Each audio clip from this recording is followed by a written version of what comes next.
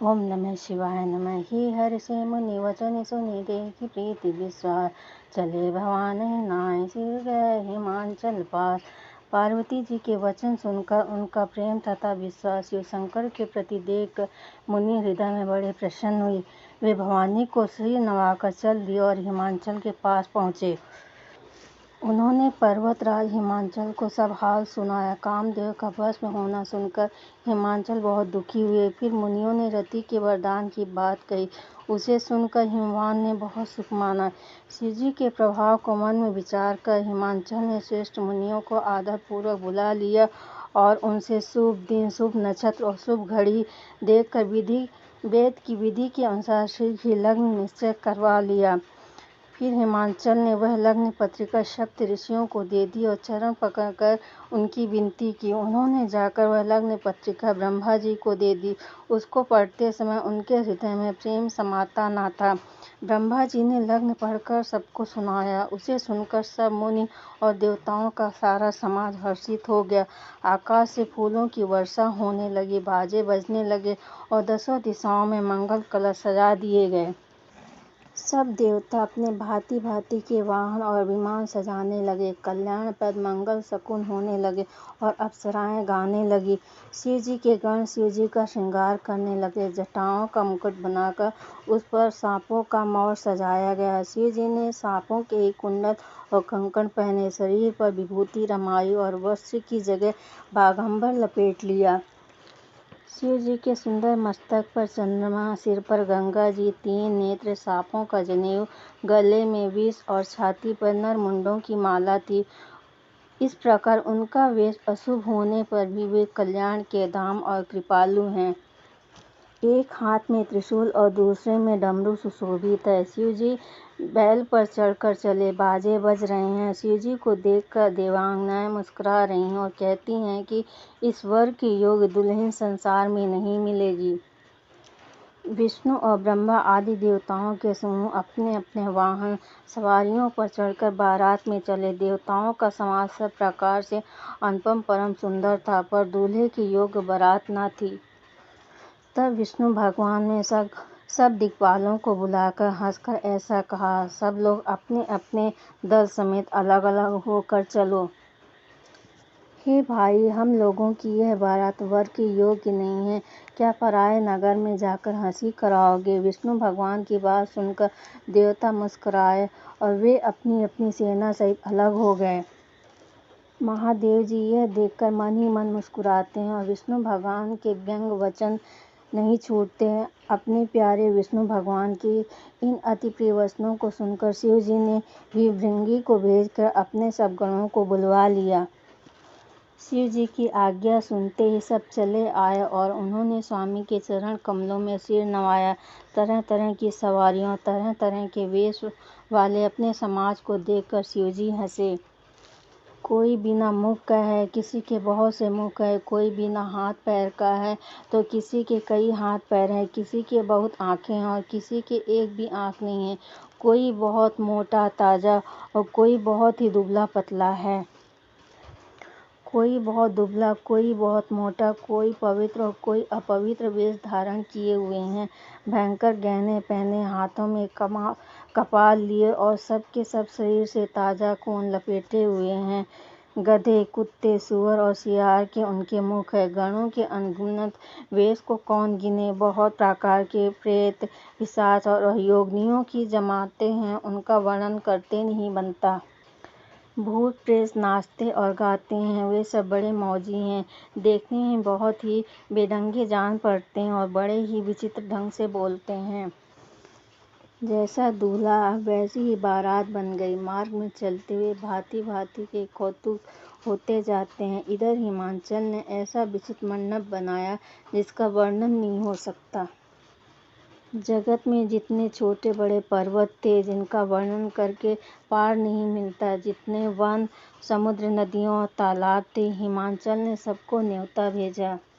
वे सब अपनी इच्छा अनुसार रूप धारण करने वाले सुंदर शरीर धारण कर सुंदरी स्त्रियों और समाजों के साथ हिमाचल के घर गए। सभी स्नेह सहित मंगल गीत गाते हैं। हिमाचल ने पहले से ही बहुत घर सजवा रखे थे। यथायोग्य उन स्थानों में सब लोग उतर गए। नगर की सुंदर शोभा देखकर ब्रह्मा जी की रचना चातुरी भी तुच्छ लगती थी। नगर की शोभा देखकर ब्रह्मा की निपुणता सचमुच तुच्छ लगती थी। वन, बाग, कुएं, तालाब, नदियां सभी सुंदर हैं, उनका वर्णन कौन कर सकता है। घर घर बहुत से मंगल सूचक तोरण और ध्वजा पताकाएं सुशोभित हो रही हैं। वहां के सुंदर और चतुर स्त्री पुरुषों की छवि देखकर मुनियों के भी मन मोहित हो जाते हैं। जिस नगर में स्वयं जगदम्बा ने अवतार लिया, क्या उसका वर्णन हो सकता है। वहाँ रिद्धि सिद्धि संपत्ति और सुख नित नए बढ़ते जाते हैं। बारात को नगर के निकट आई सुनकर नगर में चहल पहल मच गई, जिससे उसकी शोभा बढ़ गई। अगवानी करने वाले लोग बनाव श्रृंगार करके तथा नाना प्रकार की सवारियों को सजाकर आदर सहित बारात को लेने चले। देवताओं के समाज को देखकर सब मन में प्रसन्न हुए और विष्णु भगवान को देखकर तो बहुत ही सुखी हुए, किंतु जब शिव जी के दल को देखने लगे तब उनके सब वाहन सवारियों, हाथी, घोड़े, रथ के बैल आदि डरकर भाग चले। कुछ बड़ी उम्र के समझदार लोग धीरज धरकर वहां डटे रहे। लड़के तो सब अपने प्राण लेकर भागे। घर पहुंचने पर जब माता पिता पूछते हैं तब वे भय से कांपते हुए शरीर से ऐसा वचन कहते हैं। क्या कहें, कोई बात कही नहीं जाती। यह बारात है, यह यमराज की सेना। दूल्हा पागल है और बैल पर सवार है। सांप, कपाल और राखी उसके गहने हैं। दूल्हे के शरीर पर राख लगी है, सांप और कपाल के गहने हैं। वह नंगा, जटाधारी और भयंकर है। उसके साथ भयानक मुख वाले भूत, प्रेत, पिशाच, योगिनियां और राक्षस हैं। जो बारात को देखकर जीता बचेगा, सचमुच उसके बड़े ही पुण्य हैं। वही पार्वती का विवाह देखेगा। लड़कों ने घर घर यही बात कही। महेश्वर शिव जी का समाज समझकर सब लड़कों के माता पिता मुस्कुराते हैं। उन्होंने बहुत तरह से लड़कों को समझाया कि निडर हो जाओ, डर की कोई बात नहीं है। अगवान लोग बारात को लिवा लाए। उन्होंने सबको सुंदर जनवासे ठहरने को दिए। मैना पार्वती जी की माता ने शुभ आरती सजाई और उनके साथ की स्त्रियां उत्तम मंगल गीत गाने लगीं। सुंदर हाथों में सोने का थाल शोभित है। इस प्रकार मैना हर्ष के साथ शिव जी का दर्शन करने चली। जब महादेव जी को भयानक वेश में देखा तब तो वे स्त्रियों के मन में बड़ा भारी भय उत्पन्न हो गया। बहुत ही डर के मारे भागकर वे घर में घुस गईं और शिव जी जहाँ जनवासा था वहाँ चले गए। मैना के हृदय में बड़ा दुख हुआ। उन्होंने पार्वती जी को अपने पास बुला लिया और अत्यंत स्नेह से गोद में बैठाकर अपने नील कमल के समान नेत्रों से आंसू भरकर कहा, जिस विधाता ने तुमको ऐसा सुंदर रूप दिया, उस मूर्ख ने तुम्हारे दूल्हे को बावला कैसे बनाया। जिस विधाता ने तुमको सुंदरता दी, उसने तुम्हारे लिए वर बावला कैसे बनाया। जो फल कल्पवृक्ष में लगना चाहिए वह जबरदस्ती बबूल में लग रहा है। मैं तुम्हें लेकर पहाड़ से गिर पड़ूंगी, आग में जल जाऊंगी या समुद्र में कूद पड़ूंगी। चाहे घर उजड़ जाए, संसार भर से अपकीर्ति फैल जाए, पर जीते जी मैं इस बावले से वर से तुम्हारा विवाह ना करूंगी। हिमाचल की स्त्री मैना को दुखी देखकर सारी स्त्रियां व्याकुल हो गईं। मैना अपनी कन्या के स्नेह को याद करके विलाप करती, रोती और कहती थी, मैंने नारद का क्या बिगाड़ा था, जिन्होंने मेरा बसता हुआ घर उजाड़ दिया, जिन्होंने पार्वती को ऐसा उपदेश दिया जिससे उसने बावले वर के लिए तप किया। सचमुच उनके ना किसी का मोह है, ना माया, ना उनके धन है, ना घर और ना ही स्त्री है। वे सबसे उदासीन हैं, इसी से वे दूसरे का घर उजाड़ने वाले हैं। उन्हें ना किसी की लाज है, ना डर, ना भला बाँझ स्त्री प्रसव की पीड़ा को क्या जाने। माता को विकल देख पार्वती जी विवेक युक्त कोमल वचन बोली, हे माता, जो विधाता रच देता है वह टलता नहीं है। ऐसा विचार कर तुम सोच मत करो। जो मेरे भाग में बावला ही पति लिखा है तो किसी को क्या दोष लगाया जाए। हे माता, क्या विधाता के अंग तुमसे मिट सकते हैं। वृथा कलंक का टीका मत लो। हे माता, कलंक मत लो, रोना छोड़ो। ये अवसर विषाद करने का नहीं। मेरे भाग में जो दुख सुख लिखा है उसे मैं न जहाँ जाऊंगी वहाँ पाऊंगी। पार्वती जी के ऐसे विनय भरे कोमल वचन सुनकर सारी स्त्रियां सोच करने लगीं और भांति भांति से विधाता को दोष देकर आंखों से आंसू बहाने लगीं। इस समाचार को सुनते ही हिमांचल उसी समय नारद जी और सप्त ऋषियों को साथ लेकर अपने घर गए। तब नारद जी ने पूर्व जन्म की कथा सुनाकर सबको समझा और कहा कि हे मैना, तुम मेरी सच्ची बात सुनो। तुम्हारी यह लड़की साक्षात जगजननी भवानी है। ये अजन्मा, अनादि और अविनाशिनी शक्ति हैं। सदा शिव के अर्धांग में रहती हैं। ये जगत की उत्पत्ति, पालन और संहार करने वाली हैं। अपनी इच्छा से ही लीला शरीर धारण करती हैं। पहले ये दक्ष के घर जाकर जन्मी थी। तब इनका नाम सती था। बहुत सुंदर शरीर पाया था। वहाँ भी सती शंकर जी से ब्याही गई थी। यह कथा सारे जगत में प्रसिद्ध है। इस प्रकार इन्होंने शिवजी के साथ आते रहने में रकुल रूपी कमल के सूर्य श्री रामचंद्र जी को देखा। तब इन्हें मोह हो गया। उन्होंने शिवजी का कहना न मानकर ब्रह्म सीता जी का वेश धारण कर लिया। सती जी ने जो सीता का वेश धारण किया, उसी अपराध के कारण शंकर जी ने उनको त्याग दिया। फिर शिवजी के वियोग में अपने पिता के यज्ञ में जाकर वहीं योगाग्नि में भस्म गईं। अब इन्होंने तुम्हारे घर जन्म लेकर अपने पति के लिए कठिन तप किया, ऐसा जानकर संदेह छोड़ दो। पार्वती जी तो सदा ही शिवजी की प्रिय अर्धांगिनी हैं। तब नारद जी के वचन सुनकर सबका विषाद मिट गया और क्षण भर में यह समाचार सारे नगर में घर घर फैल गया। तब मैना और हिमवान आनंद से भंग हो गए। उन्होंने बार बार पार्वती जी की चरणों की वंदना की। स्त्री पुरुष बालक युवा और वृद्ध नगर के सभी लोग बहुत प्रसन्न हुए।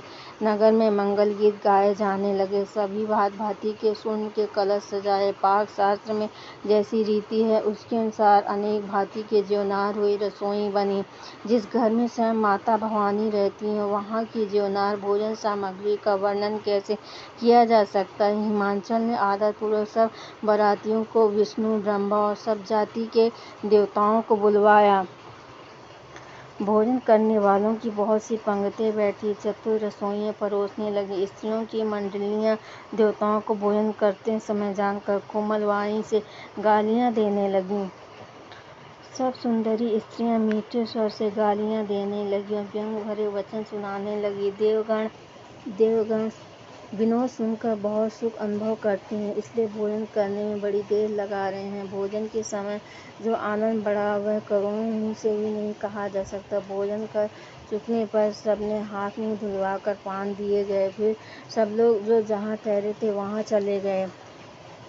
फिर मुनियों ने लौटकर हिमवान को लग्न पत्रिका सुनाई और विवाह का समय देखकर देवताओं को बुला भेजा।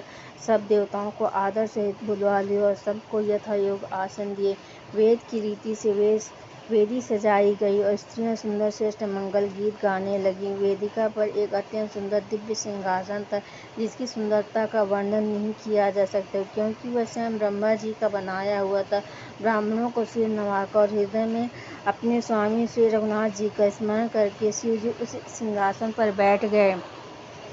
फिर मुनीश्वरों ने पार्वती जी को बुलाया। सखियां श्रृंगार करके उन्हें ले आईं। पार्वती जी के रूप को देखते ही देखते सब मोहित हो गए। संसार में ऐसा कवि कौन है जो उस सुंदरता का वर्णन कर सके।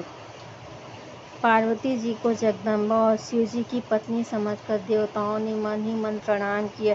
भवानी जी सुंदरता की सीमा है, करोड़ों मुख से भी उसकी शोभा नहीं कही जा सकती। जग जननी पार्वती जी की महान शोभा का वर्णन करोड़ों मुख से भी नहीं करते बनता। वेद शेष जी और सरस्वती जी तक उसे कहते हुए सकुचा जाते हैं। तब मंदबुद्धि तुलसी की गिनती में है। सुंदरता और शोभा की खान माता भवानी मंडप के बीच में जहाँ शिवजी थे वहाँ गई। वे संकोच के मारे पति शिवजी के चरण कमलों को देख कर नहीं सकती, परंतु उनका मन रूपी भौरा तो वहीं रसपान कर रहा था।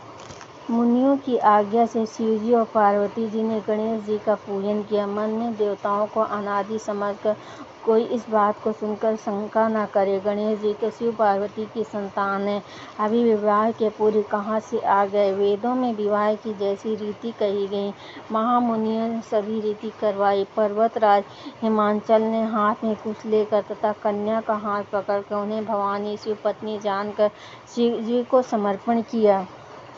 जब महेश्वर शिव जी ने पार्वती का पारिग्रहण किया, इंद्रादि सब देवता हृदय में बड़े ही हर्षित हुए।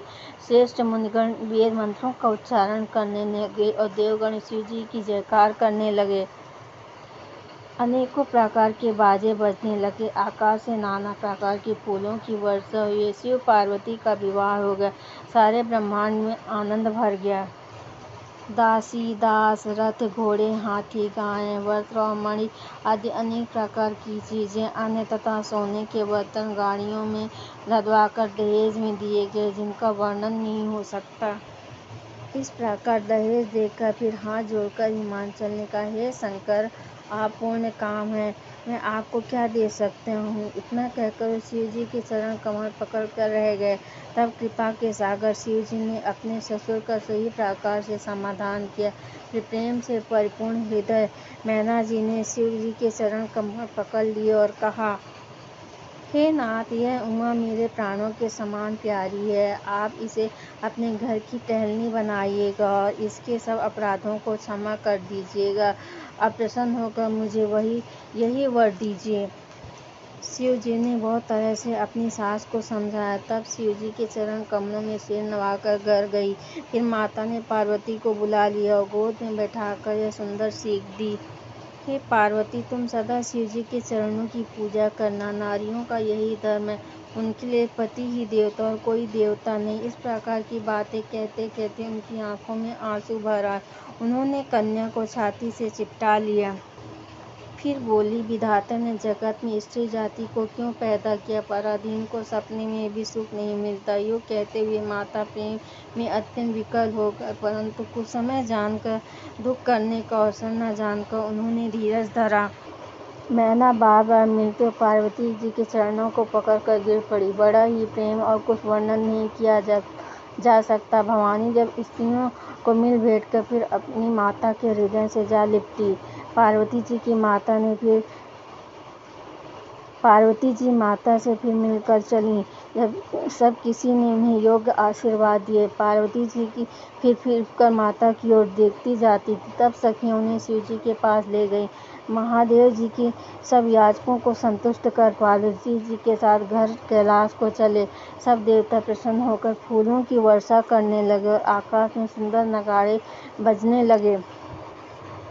तब हिमवान अत्यंत प्रेम से शिव जी को पहुँचाने के लिए साथ चले। वृषकेतु शिव जी ने बहुत तरह से उन्हें संतोष कराकर विदा किया। पर्वतराज हिमांत तुरंत घर आए। उन्होंने सब पर्वतों और सरोवरों को बुलाया। हिमवान ने आदर, दान, विनय और बहुत सम्मानपूर्वक उनकी विदाई की। जब शिव जी कैलाश पर्वत पर पहुँचे, तब सब देवता अपने अपने लोकों को चले गए। पार्वती जी और शिव जी की जगत के माता पिता, इसलिए मैं उनके श्रृंगार का वर्णन नहीं कर सकता। शिव पार्वती विविध प्रकार के भोग विलास करते हुए अपने अपने गणों सहित कैलाश पर रहने लगे और नित्य नए विहार करने लगे। इस प्रकार बहुत समय बीत गया। तब 6 मुख वाले स्वामी कार्तिकेय का जन्म हुआ, जिन्होंने बड़े होने पर युद्ध में तारकासुर को मारा। वेद शास्त्र और पुराणों में स्वामी कार्तिकेय जन्म की कथा प्रसिद्ध और सारा जगत उसे जानता है। सदानंद स्वामी कार्तिकेय के जन्म कथा, प्रताप और महान पुरुषार्थ को सारा जगत जानता है। इसलिए हे वृषकेतु, शिव जी के पुत्र सही संक्षेप में ही कहा है। शिव पार्वती के विवाह की इस कथा को जो स्त्री पुरुष कहेंगे और गाएंगे, वे कल्याण के कार्यों, विवाहादि मंगलों में सदा सुख पाएंगे। माता पार्वती शंकर भगवान की जय।